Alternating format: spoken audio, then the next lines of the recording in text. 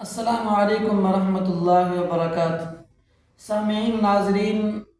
یہ ہمارے بچے ہیں جو ہمارے پاس ماشاءاللہ قرآن مجید پڑھتے ہیں۔ کچھ ایسے ہیں کہ جن کا آدھا قرآن مجید ہو گیا، کسی کے 10 سپارے ہو گئے، کسی کے 25 سپارے ہو گئے۔ تو بچے پڑھتے ہیں تو بعض دفعہ ایسی غلطی کر جاتے ہیں کہ جو غلطی صرف یہ بچے نہیں کر رہے، ہم بڑے ہو جاتے ہیں تو ایک دفعہ جب قرآن مجید پڑھ جانے کے بعد ہم سمجھتے ہیں کہ بس ایک دفعہ ناظرہ پڑھ لیا ہے تو بس اب ختم، تو اس کی دہرائی بھی نہیں کرتے، کسی قاری صاحب کو سناتے بھی نہیں ہیں کہ ایسی غلطیاں ہوتی ہیں کہ جن کا معنی بالکل الٹ ہو جاتا ہے۔ ابھی میں یہ بچہ سنا رہا تھا، یہ سورہ بنی اسرائیل کی آیت نمبر 63، اور یہ بچہ قال کی جگہ قالا پڑھ رہا تھا، اور یہ ایسی غلطی ہے کہ میں نے جس سے بھی سنا ہے، ناظر خان جو ہوتے ہیں، جو بعض دفعہ جن کو عورتیں پڑھاتی ہیں یا قاری صاحبان پڑھاتے ہیں، لیکن ایسی غلطیاں رہ جاتی ہیں۔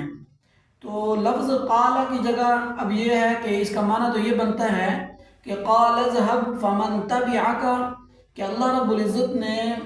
جب شیطان کو کہا تھا کہ آپ جاؤ کہ تم سے اور جو لوگ تمہاری اتباع کریں گے، ایسے لوگوں سے میں نے جہنم کو بھرنا ہے۔ اب یہاں پر لفظ قالا کی جگہ قالا آ گیا، بچے نے پڑھ لیا قالا،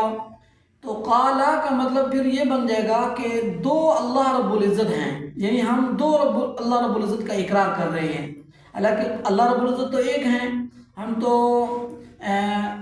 یہ اقرار کرتے ہیں کہ لا الہ الا اللہ محمد الرسول اللہ، کہ اللہ رب العزت وحدہ لا شریک ہیں، اللہ رب العزت ایک ہیں، جا بجا ہر جگہ پر ہم اقرار کرتے ہیں۔ اور ایسے ہی اذان کے اندر ہے، نماز کے اندر ہے، اور کلمے ہم پڑھتے ہیں ان کے اندر بھی، اور اس طرح ایمان مفصل ہے، ایمان مجمل ہے، ہم ایمانیات ہیں جہاں پر کہ ہم اقرار کرتے ہیں کہ اللہ رب العزت ایک ہے۔ تو اللہ رب العزت نے یہ فرمایا کہ ابلیس کو کہ تم یہاں جنت سے دفع ہو جاؤ، کہ تمہیں بھی میں جہنم میں ڈالوں گا، اور جو تمہاری اتباع کریں گے، تمہارے نقش قدم پر چلیں گے، انہیں بھی جہنم کے اندر ڈالوں گا۔ تو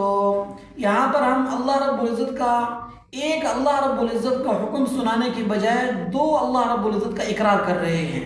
قالا اور قالا، ٹھیک ہے، لام کے آگے صرف ہم نے الف لگا دیا ہے تو اتنا معنی چینج ہو گیا ہے۔ تو اس لیے ہمیں اس غلطی کا خیال کرنا چاہیے، اور ہمیں چاہیے کہ ہم علماء کے ساتھ منسلک رہیں، اور ہماری مسجد کے جو امام صاحب ہیں ان سے ہم بیٹھ کر اپنی تجوید کو ٹھیک کریں، قرآن مجید کی ایسی غلطیاں جہاں پر انسان کو پتہ بھی نہیں ہوتا کہ میں کتنا بڑی غلطی کر رہا ہوں۔ اب جیسے بچے نے پڑھا ہے کہ قال اذهب، کہ اللہ رب العزت نے کہا قال اذهب، تو اس کے اندر کتنا معنی چینج ہو گیا ہے کہ دو اللہ رب العزت کا اقرار ہو گیا ہے۔ اللہ رب العزت تو ایک ہے، ہم نے غلطی کے اندر